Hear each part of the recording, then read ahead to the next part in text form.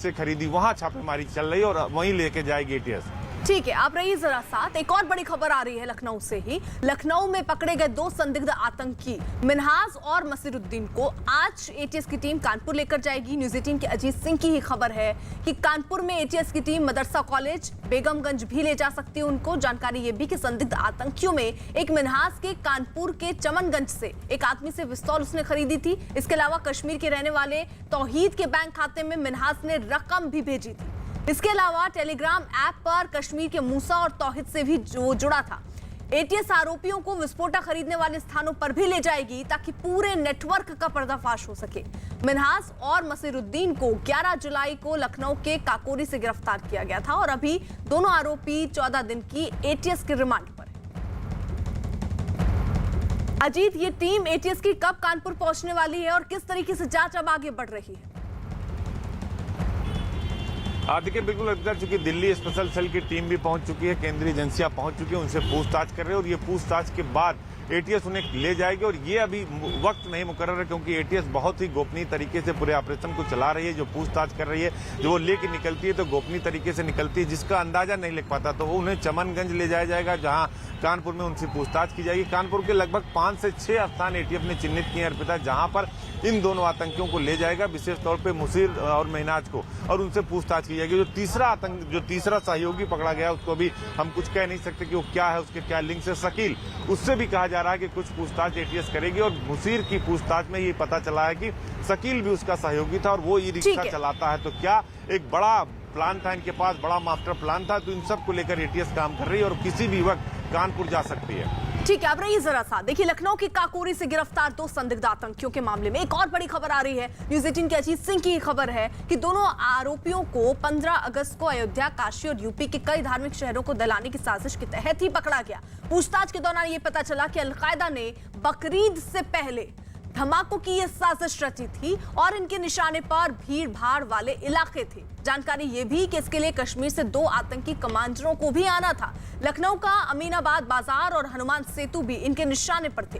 पूछताछ में पता चला कि इन दोनों जगहों पर प्रेशर कुकर धमाके करने की इनकी साजिश थी। आरोप है कि दोनों संदिग्ध आतंकी कश्मीर के तौकीद और मूसा के इशारे पर बम बना रहे थे और इसके लिए कानपुर और लखनऊ से बारूद और हथियार भी जुटाए गए थे। ये भी बताया जा रहा है कि इस साजिश में कानपुर के कुछ संदिग्ध भी शामिल हैं जिनकी तलाश की जा रही है।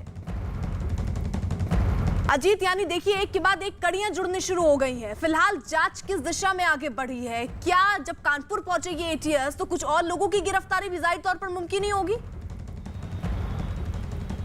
देखिए, बिल्कुल कानपुर से इसके पहले भी एटीएस ने 2 संदिग्धों को उठाया था, उनसे पूछताछ की जा रही है और उसी में ये चमनगंज का और मदरसे का जो एंगल है वो सामने आया है। तो अभी कानपुर को बिल्कुल टारगेट किया। जो कानपुर का विशेष तौर से जो चमनगंज का जो दक्षिणी कानपुर है उसको ये लोग जानबूझकर टारगेट करते थे। और पहले भी जब भी कोई आतंकी वारदात हुई है तो कानपुर का कनेक्शन सामने आया। इसके ऊपर पहले अल हस्पा वहां मारा भी गया था एनकाउंटर में। तो कहीं ना कहीं एटीएस को बड़ी कामयाबी मिली है।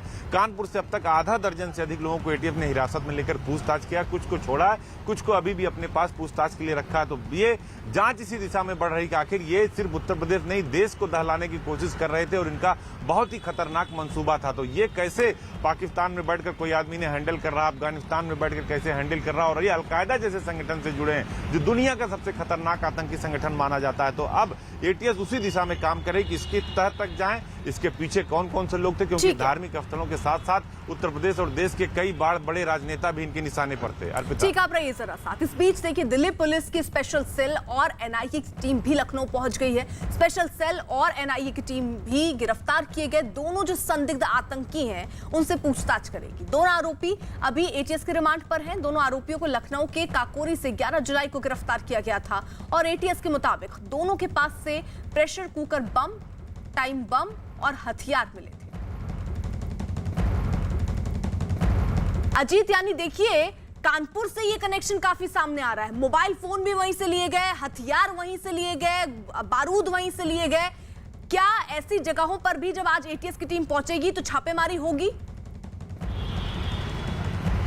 देखिए बिल्कुल कानपुर में लगातार एटीएस की छापेमारी चल भी रही है। एटीएस की कई टीमें काम भी कर रही हैं, लेकिन जब मुसीर और मेहनाज को लेकर जाएंगे तो जो चिन्हित स्थान है, इनकी जो निशानदेही है, चमनगंज में गए थे, किससे मिले थे, किस आदमी से पिस्तौल खरीदा, कहां से बारूद लिया, कहां से मोबाइल फोन लिया, इन सब की जांच जो है एटीएस कर रही है। और बहुत सारे सुराग एटीएस को पहले से ही हाथ लग चुके हैं और इनसे पूछताछ, जब सख्ती से पूछताछ की गई तो और बहुत सारी बातें इन्होंने कबूल किया। उस कबूलनामे के आधार पर इनको मौके पर ले जाया जाएगा। इसीलिए 14 दिन की जो रिमांड मांगी थी एटीएस ने, उसे अदालत ने कल मंजूर कर दी थी। अगले 13 से 14 दिन ये एटीएस के पास रहेंगे और इन्हें कश्मीर से लेकर कानपुर, जहां जहां इनके कनेक्शन है, संभल, सब जगह इनको ले जाया जाएगा और पूछताछ के आधार पर, निशानदेही के आधार पर ये छापेमारी अगले 14 दिन तक चलती रहेगी, जब तक इनकी रिमांड एटीएस के पास है। अर्पिता, बिल्कुल, तो देखिए 14 दिन की रिमांड पर लिया गया है और लगातार पूछताछ का सिलसिला जो है वो चल रहा है और इसी को लेकर एटीएस की टीम जो है वो कानपुर पहुंचने वाली है, अलग अलग जगहों पर जाएगी। छापेमारी पहले भी चल रही है, उन लोगों को अब पकड़ना बाकी है जिन्होंने हथियार सप्लाई कराए थे, जिन्होंने बारूद सप्लाई की थी या जिन्होंने मोबाइल सप्लाई कराया था। अजीत, आप रहिए जरा साथ। इस बीच एक और बड़ी खबर आ रही है जम्मू कश्मीर के पुलवामा से, जहां सुरक्षा बल और आतंकियों के बीच हुई मुठभेड़ में सुरक्षा बल ने 3 आतंकियों को ढेर कर दिया। मारे गए आतंकियों में एक लश्कर तैयबा का कमांडर एजाज भी शामिल था। सुरक्षा बल ने आतंकियों के पास से भारी मात्रा में हथियार बरामद किए, साथ ही पूरे इलाके में अभी सर्च ऑपरेशन जारी है। आम लोगों की सुरक्षा को ध्यान में रखते हुए पूरे इलाके में कर्फ्यू लगा दिया गया है और लोगों से घरों में रहने की ही अपील की गई है। तो फिलहाल जो जानकारी मिल रही है, कुछ आतंकियों के छिपे होने की खबर सुरक्षा बल को हाथ लगी और उसके बाद पूरे इलाके को घेरा गया है। फिलहाल आतंकियों से ये मुठभेड़ चल रही है, सर्च ऑपरेशन भी चल रहा है कि कुछ और आतंकी इलाके में ना हो और पूरे शहर में कर्फ्यू भी लगाया गया है लोगों की सुरक्षा के मद्देनजर।